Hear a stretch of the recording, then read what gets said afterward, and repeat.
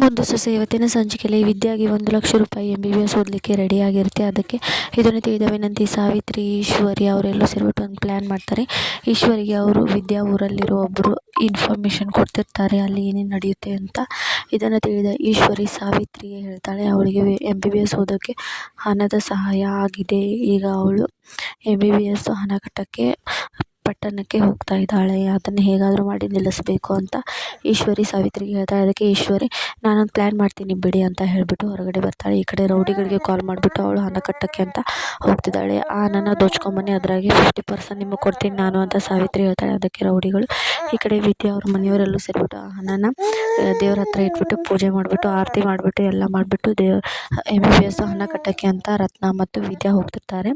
ದೇವ್ರ ಆಶೀರ್ವಾದ ತಗೊಂಡ್ಬಿಟ್ಟು ಅವರು ಹೋಗ್ತಿರ್ತಾರೆ. ಹೋದ ತಕ್ಷಣ ಏನಾಗುತ್ತೆ ಅಂತ ರೋಡ್ನಲ್ಲಿ ಅವ್ರು ನೋಡ್ಕೊಳ್ತಾ ಹೋಗ್ತಿರ್ತಾರೆ. ಆಗ ರೌಡಿಗಳು ಅವ್ರ ಹತ್ರ ಬಂದ್ಬಿಟ್ಟು ರತ್ನ ಕೈಯಲ್ಲಿ ದುಡ್ಡು ಇರುತ್ತೆ, ಆ ದುಡ್ಡಿನ ಬ್ಯಾಗ್ನ ತೊಗೊಂಡು ರೌಡಿಗಳು ಓಡೋಗ್ತಿರ್ಬೇಕಾದ್ರೆ ಇವರು ವಿದ್ಯಾ ಹಾಗೆ ರತ್ನ ಕಿರಿಚಾಡ್ತಿರ್ತಾರೆ. ದುಡ್ಡು ಕೊಡ್ರು ಅಂತ ಕಿರಿಚಾಡ್ತಿರ್ತಾರೆ. ಆದರೂ ದುಡ್ಡು ಕೊಡದೆ ತೊಗೊಂಡು ಓಡೋಗ್ತಾರೆ. ಅಲ್ಲಿಗೆ ಭದ್ರ ಬರ್ತಾನೆ. ಭದ್ರ ಬಂದುಬಿಟ್ಟು ಇವ್ರು ಯಾರು ಹೀಗೆ ಓಡ್ತಿದ್ದಾರೆ, ಯಾರ್ದೇನು ಕಳ್ತನ ಮಾಡ್ಕೊಂಡು ಓಡ್ತಿದ್ದಾರೆ ಅಂತ ಹೇಳ್ಬಿಟ್ಟು ಭದ್ರ ಅವ್ರನ್ನ ಹೋಗಿ ಹಿಡಿದ್ಬಿಟ್ಟು ಅವ್ರ ಜೊತೆ ಹೊಡೆದಾಡಿ ದುಡ್ಡನ್ನ ಇಸ್ಕೊಳ್ತಾನೆ. ಅಷ್ಟರಲ್ಲಿ ವಿದ್ಯಾ ಹಾಗೆ ರತ್ನ ಅಲ್ಲಿ ಹೋಗ್ತಾರೆ.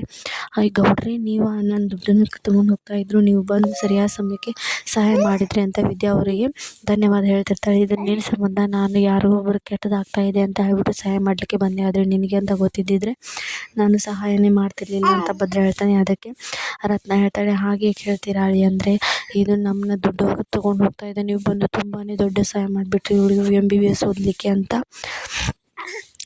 ಊಟ ಮಾಡಿಬಿಟ್ಟು ಅದರಿಂದ ಅನ್ನ ತೆಗೆದುಕೊಂಡು ಈಗ ತುಂಬಲಿಕ್ಕೆ ಹೋಗ್ತಾ ಇದ್ವಿ, ಅಷ್ಟರಲ್ಲಿ ಇದೆಲ್ಲ ಆಯಿತು ಅಂತ ರತ್ನ ಹೇಳ್ತಿರ್ತಾಳೆ. ಹಾಗೆ ಅಲ್ಲಿ ಕ್ವಾಟ್ಲೆ ಕೂಡ ಇರ್ತಾನೆ. ಏನತ್ತಿಗೆ ನೀವು ಚೆನ್ನಾಗಿ ಒಯ್ಬೇಕಲ್ವಾ, ಈ ರೀತಿ ನಡ್ಕೊಳ್ತಾ ಹೋಗೋದಾ, ಏನಾದರೂ ಗಾಡಿ ಮಾಡ್ಕೊಂಡು ಹೋಗ್ಬೋದಲ್ವಾ, ಈಗಿನ ಜನ ತುಂಬ ಕೆಟ್ಟ